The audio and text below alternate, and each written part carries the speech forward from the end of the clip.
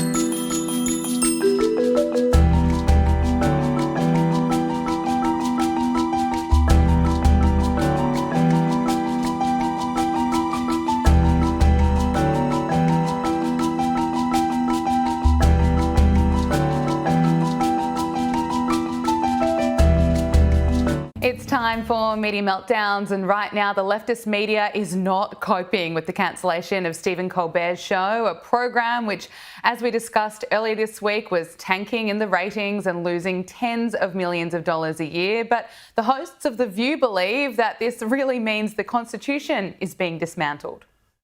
But my concern is, if it is political, then everyone should be concerned. People on the right should be concerned. People on the left should be concerned, because it's very clear that if it is political, this is the dismantling of our democracy. This is the dismantling of our Constitution, right?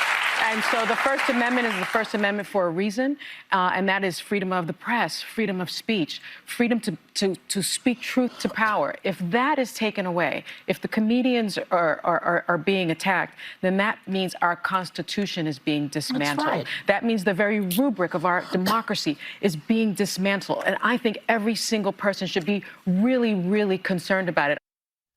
And according to MSNBC, it's very scary.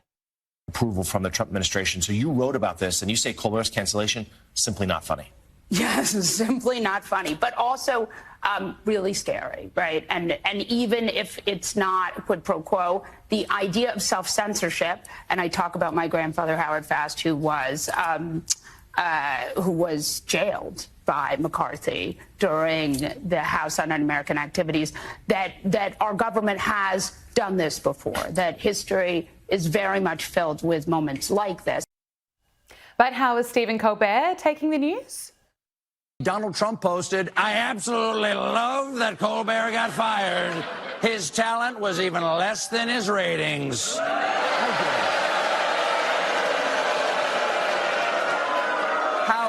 How dare you, sir?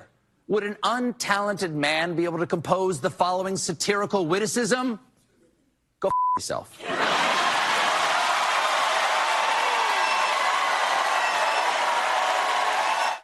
He sounds a bit like Hunter Biden. Well, luckily there are other comedians in America that could come up with some original material to make their point that they don't want to see the show go. But if you're afraid and you protect your bottom line, I've got but one thing to say. Just one little phrase. You tell them. Go f yourself.